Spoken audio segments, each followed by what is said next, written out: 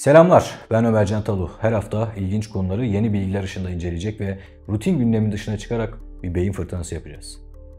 Sina Dağı'nın etekleri, tarihin en kritik dönemeçlerinden birine şahitlik eden kutsal topraklar. Mısır'daki yüzlerce yıllık esaretten akıl sır ermez mucizelerle kurtulan İsrailoğulları şimdi burada liderleri Musa'yı bekliyor.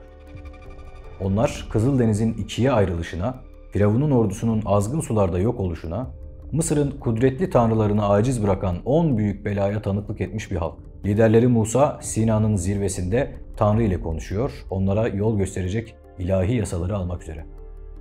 Fakat bekleyiş uzuyor, günler haftaları kovalıyor, sabırlar taşıyor ve Sina'nın o derin sessizliği, tarihin en gizemli, en çok tartışılan ve en trajik olaylarından birinin fitilini ateşliyor.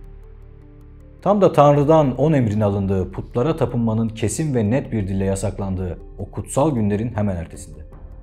İsrailoğullarının elleriyle altından bir buzağı heykeli yapıp ona tapınması. Peki bu nasıl mümkün olabildi? Bu yalnızca bir anlık sabırsızlık mıydı yoksa kökleri çok daha derinlere uzanan, katman katman bir inanç krizinin, bir kimlik bunalımının sarsıcı bir yansıması mıydı? Ve neden bir buzağı?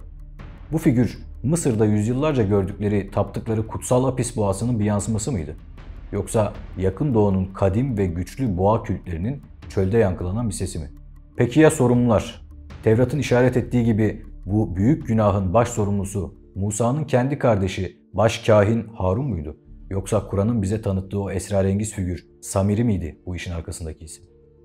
Bu bölümde Altın Buzağı hadisesinin ardındaki sır perdesini aralıyoruz.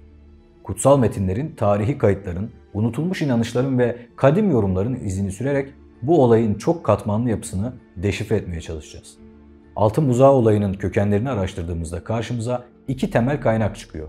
Yahudiliğin kutsal kitabı Tevrat ve İslam'ın kutsal kitabı Kur'an-ı Kerim.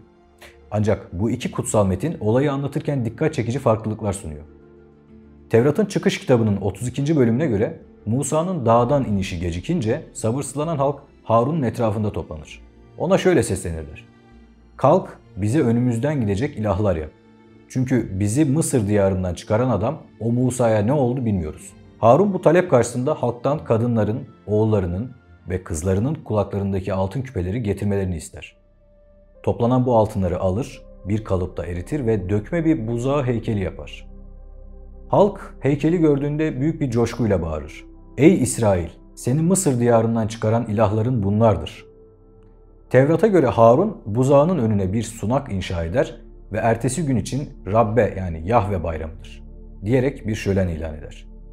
Ertesi gün halk erkenden kalkar, kurbanlar sunar, şölenler düzenler ve Tevrat'ın ifadesiyle oynamaya başlar. Bazı yorumcular bu oynamayı pagan ritüelleri hatta cinsel içerikli taşkınlıklar olarak yorumlar. Tam bu sırada Musa dağdan iner. Gördüğü manzara karşısında dehşete düşer ve öfkeyle elindeki üzerinde 10 emir yazılı taş levhaları yere çalarak kırar. Bu, Tanrı ile yapılan anlaşmanın halk tarafından bozulduğunun acı bir sembolüdür. Kur'an-ı Kerim ise Taha suresi ve Araf suresinde olayı farklı bir perspektiften aktarır. Musa Tur Dağı'ndayken Allah ona kavminin bir fitne yani bir imtihan ile denendiğini ve Samiri adında bir kişi tarafından saptırıldığını bildirir. Musa büyük bir öfke ve üzüntüyle kavmine geri döner. Halk Mısır'dan getirdikleri ziynet eşyalarının kendilerine yük olduğunu, bu yüzden onları ateşe attıklarını, Samiri'nin de kendi elindekileri ateşe attığını söyler. İşte tam bu noktada Samiri onlar için böğren yani huvar sesi çıkaran bir buzağı heykeli, Kur'an'ın ifadesiyle bir ceset yani cansız bir beden ortaya çıkarır. Samiri ve ona uyanlar, işte sizin de Musa'nın da ilahı budur. Fakat Musa bunu unuttu da onu Tur'da aramaya gitti derler. Kur'an Harun'un bu olaya şiddetle karşı çıktığını ve halkı uyardığını açıkça vurgular. Musa kardeşi Harun'u sorguladığında Harun halkın kendisini dinlemediğini, zayıf düşürdüğünü ve hatta neredeyse öldürmek üzere olduklarını anlatır. Musa daha sonra asıl sorumlu olarak gördüğü Samiri ile yüzleşir. İşte iki anlatı arasındaki en temel ve en çok tartışılan fark budur. Tevrat Harun'un olayın merkezine yerleştirip onu sorumlu tutarken, Kur'an onu temize çıkarır ve Samiri adında gizemli bir figürü baş sorumlu olarak gösterir. Bu farklılıklar yüzyıllardır din alimlerini ve araştırmacıları meşgul etmiştir. Yahudi geleneğinde Harun'un suçunu hafifletme yönünde çabalar görülür. Zaman kazanmaya çalıştığı veya baskı altında olduğu gibi yorumlar öne sürülür. İslam alimleri ise Harun'un bir peygamber olduğunu ve peygamberlerin şirk gibi büyük günahlardan korunduğunu vurgulayarak onun böyle bir suçu işlemesinin mümkün olmadığını savunurlar. Özetle Tevrat'a göre Harun halkın isteğiyle buzağı yapar, Kur'an'a göre ise Samiri halkı saptırır ve buzağı ortaya çıkarırken Harun buna karşı çıkar. Peki bu derin farklılıkların sebebi ne olabilir? Cevap belki de her iki metnin kendi teolojik amaçlarında gizlidir. Bazı araştırmacılar Tevrat'taki anlatının sonraki dönemlerde Kuzey İsrail Krallığındaki buzağı tapınaklarına karşı yazılmış bir eleştiri olabileceğini düşünmekte. Buzağının kökenini ta Harun'a dayandırarak bu tapınmayı en başından mahkum etmek amaçlanmış olabilir. Kur'an ise peygamberlerin masumiyeti yani ismet sıfatı ilkesini belirler ve Harun'u temize çıkararak bu ilkeyi pekiştirir. Kur'an'da Samiri isminin kullanılması ise Yahudiler ile Samiriler yani Samaritanlar arasındaki tarihi gerilimlere veya özel rivayetlere bir gönderme olabilir. Sonuç olarak her iki kutsal metinde kendi teolojik mesajını destekleyen bir anlatı sunmaktadır. İsrailoğulları neden bir aslan, bir kartal ya da başka bir hayvan değil de özellikle bir buzağı veya boğa figürünü seçtiler? Bu seçimin ardında yatan derin anlam neydi? Cevaplar bizi antik dünyanın karmaşık inanç sistemlerine götürüyor. Boğa ve onun yavrusu buzağı. Antik Yakın Doğu ve Akdeniz havzasında bu figürler gücün, bereketin, erkeklik kudretinin, ilahiliğin ve krallık otoritesinin evrensel sembolleriydi. Mezopotamya'da, Anadolu'da, Kenan diyarında tanrılar sıklıkla boğa ile ilişkilendirilirdi. Bu güçlü sembolizmin kökleri Neolitik çağdaki Çatalhöyük gibi ilk şehirlerdeki boğa kültlerine kadar uzanır. Çatalhöyük'teki tapınaklarda boğa başları ve boynuzları merkezi bir rol oynardı. Ancak İsrailoğulları için en yakın ve etkili kültürel referans noktası yüzyıllarca içinde yaşadıkları Mısır medeniyetiydi. Mısır'da özellikle Memphis bölgesinde tapınılan Apis boğası kültü olağanüstü bir öneme sahipti. Apis, yaratıcı tanrı Ptah'ın veya Osiris Atum'un yeryüzündeki canlı tezahürü, bir elçisi olarak kabul edilen kutsal, yaşayan bir boğaydı. Kökleri Mısır'ın ilk hanedanlarına kadar uzanan bu kült, halkın ilahi olanla somut bir iletişim aracıydı. Özel işaretlere göre seçilen Apis boğası, tapınakta büyük saygıyla yaşatılır, hareketlerinden kehanetler çıkarılır, krallıkla ilişkilendirilir ve öldüğünde Sakkara'daki devasa yeraltı mezarlığı Serapeum'a mumyalanarak görkemli bir törenle gömülürdü. Apis'in annesi olarak görülen inek tanrıça Hathor da büyük saygı görmeye devam ederdi. İsrailoğullarının Mısır dinine ve sembollerine aşina olduğu düşünüldüğünde Sina'daki altın buzağı Mısır'ın Apis kültüyle ilişkilendirmek oldukça mantıklı. Hatta bazıları Apis kültündeki yeni boğanın bulunması için geçen 40 günlük süreçle Musa'nın dağdaki 40 günlük yokluğu arasında paralellik kurar. Peki Sina çölünde yapılan bu altın buzağı tam olarak neyi temsil ediyordu? Halkın niyeti neydi? Akademik dünyada farklı yorumlar öne sürülüyor. Mesela bunlardan birincisi Yahve'nin yani Tanrı'nın somut bir tasviri mi? Belki de halk soyut Tanrı Yahve'yi Mısır'dan alışık oldukları gibi somut bir şekilde temsil etmek istedi. Harun'un yarın Rabbe bayramdır ilanı ve halkın buzağı Mısır'dan kendilerini çıkaran ilah olarak görmesi bu görüşü destekliyor. Eğer durum buysa bu 10 emirdeki tasvir yasağının açık bir ihlaliydi. İkincisi ise görünmez Yahve'nin kaidesi veya tahtı mıydı? Bazı araştırmacılara göre buzağı Yahve'nin kendisi değil, onun üzerinde oturduğu görünmez bir kaideydi. Kenan veya diğer yakın doğu kültlerinden ödünç alınmış, Yahve tapınmasına uyarlanmış bir sembol olabilirdi. Ancak zamanla insanlar kaidenin kendisine tapmaya başlamış olabilirler.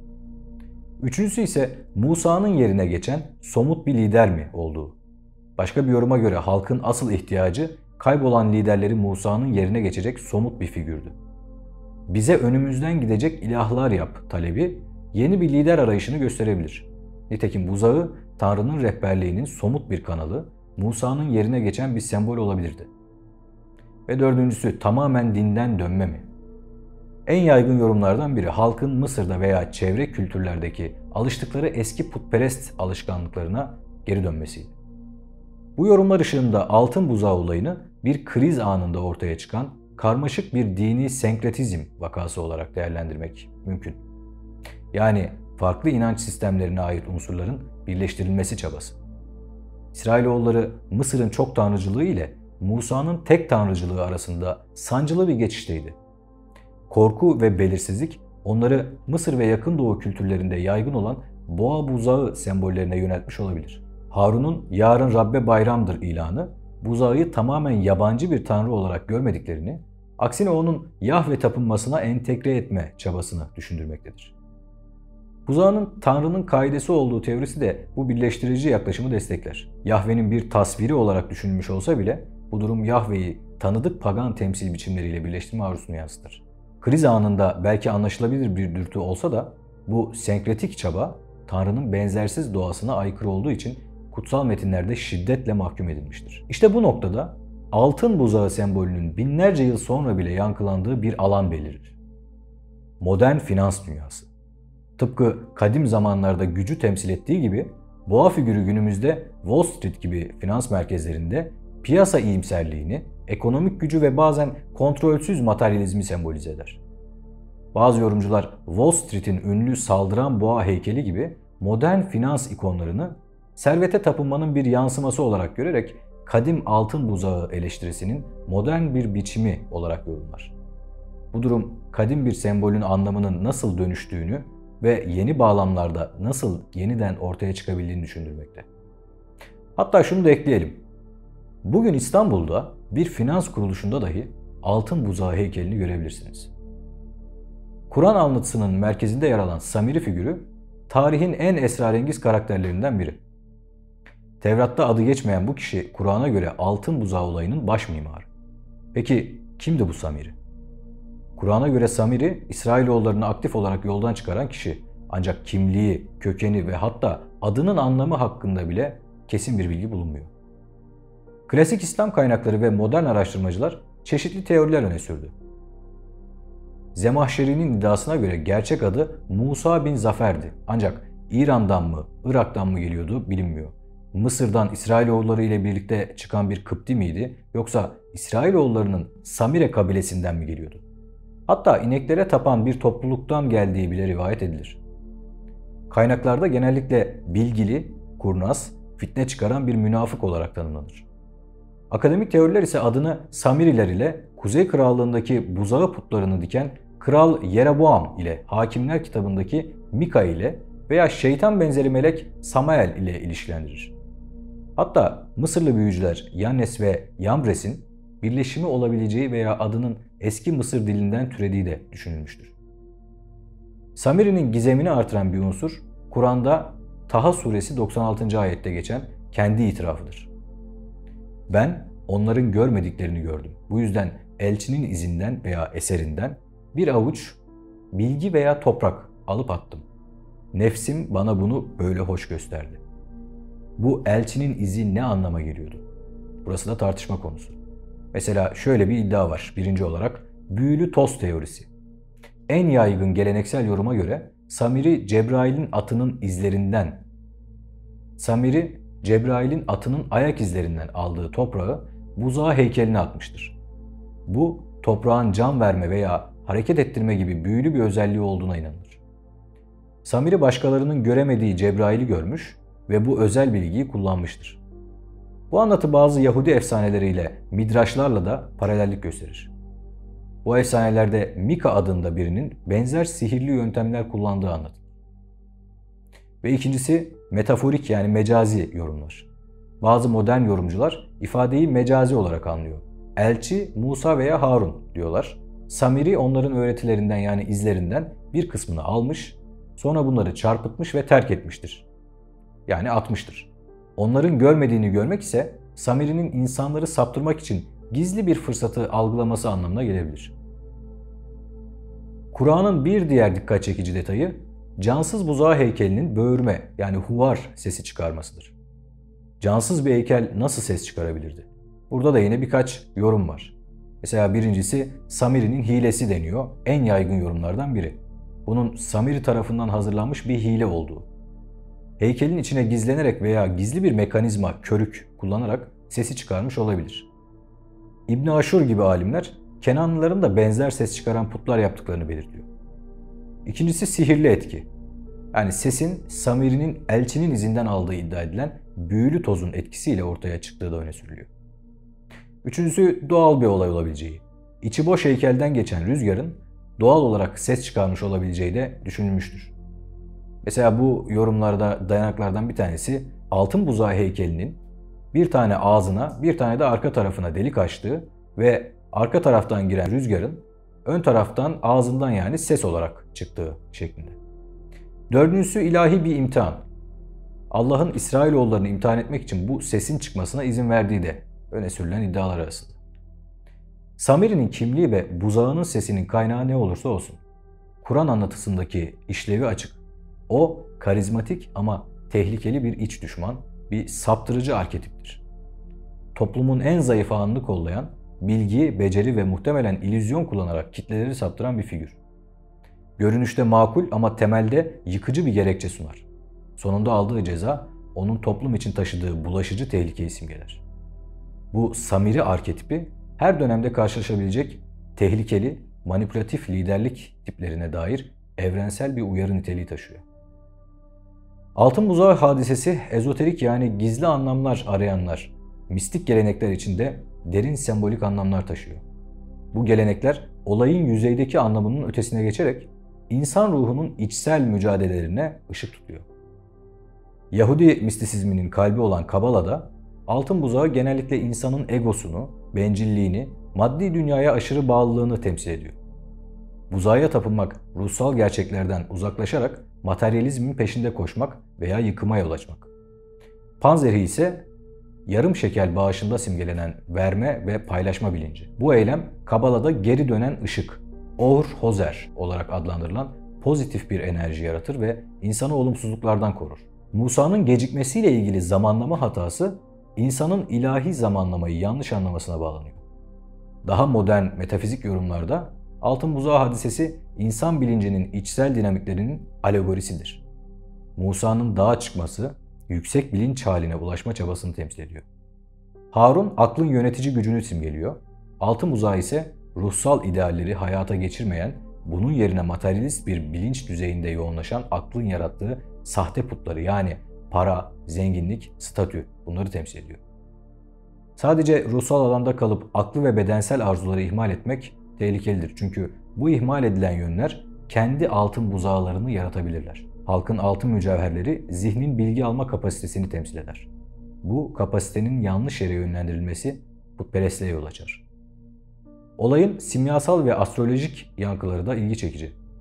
Buzağı boğa, astrolojide boğa burcunun sembolüdür. Boğa burcu maddeyi, duygusallığı, bereketi temsil eder ama açgözlülük, inatçılık gibi tuzakları da barındırır.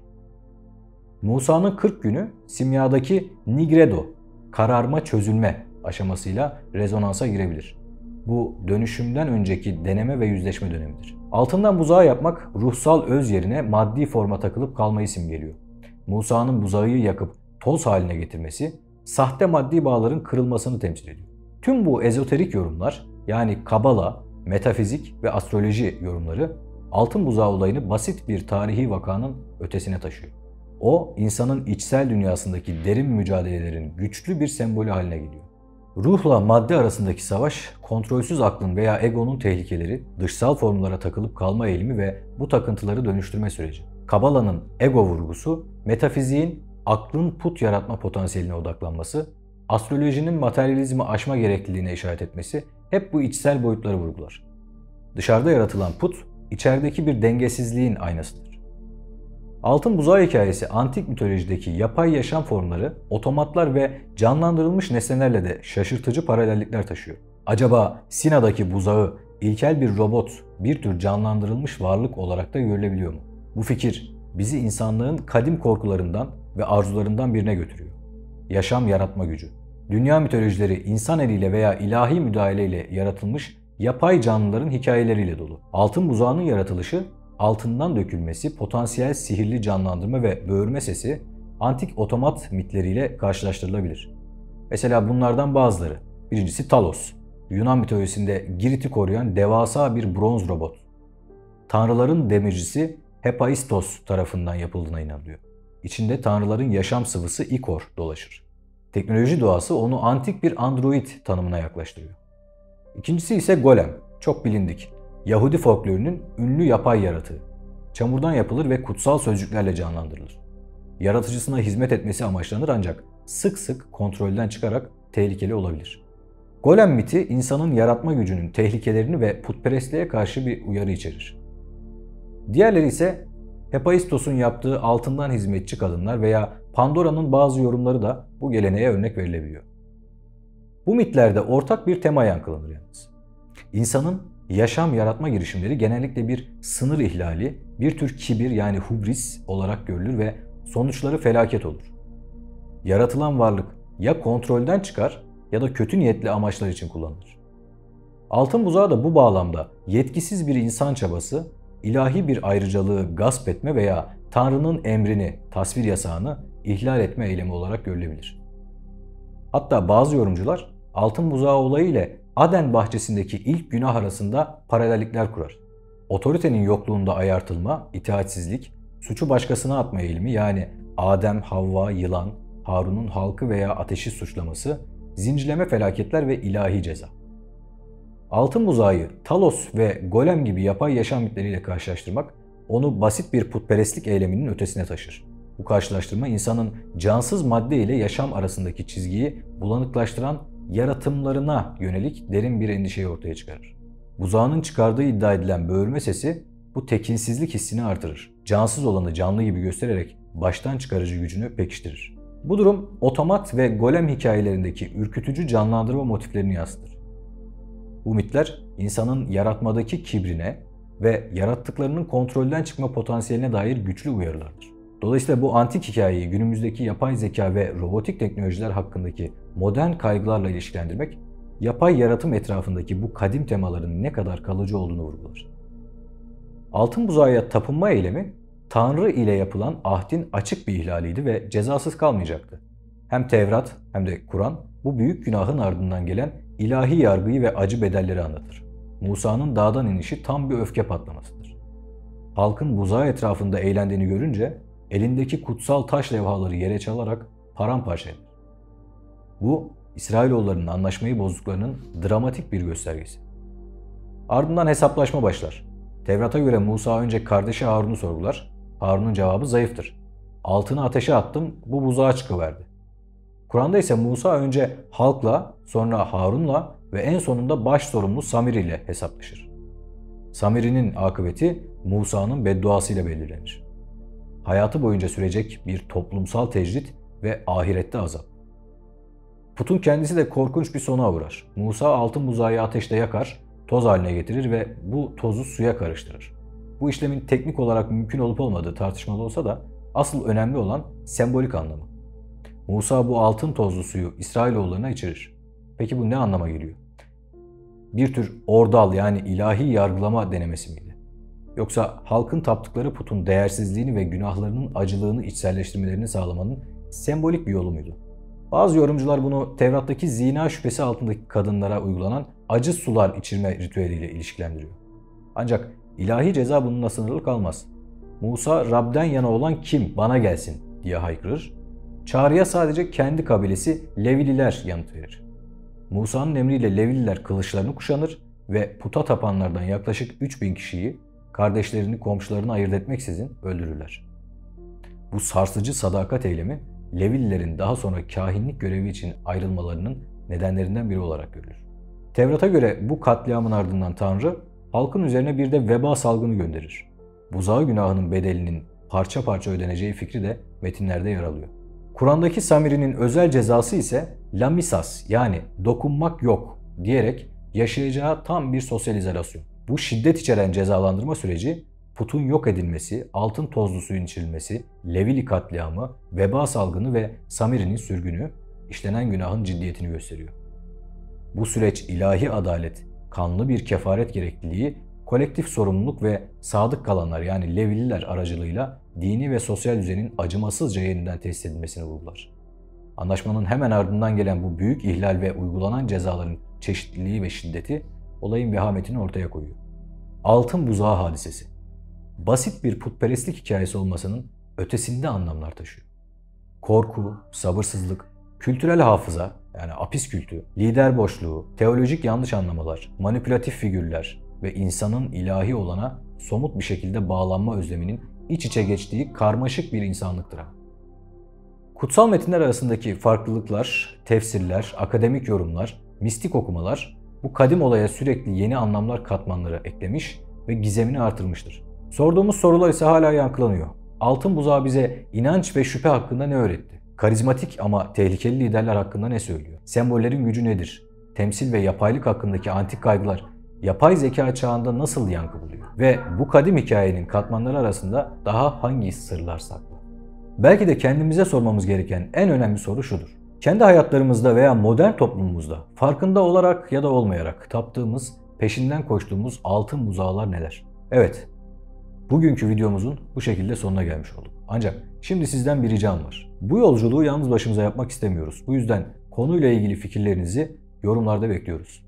Umarım birlikte çıktığımız bu yolculuğu beğenmişsinizdir ve eğer bizi desteklemek isterseniz kanala abone olup videoyu beğenebilirsiniz. Bir sonraki yolculuğumuzda görüşmek üzere. Şimdilik hoşça kalın.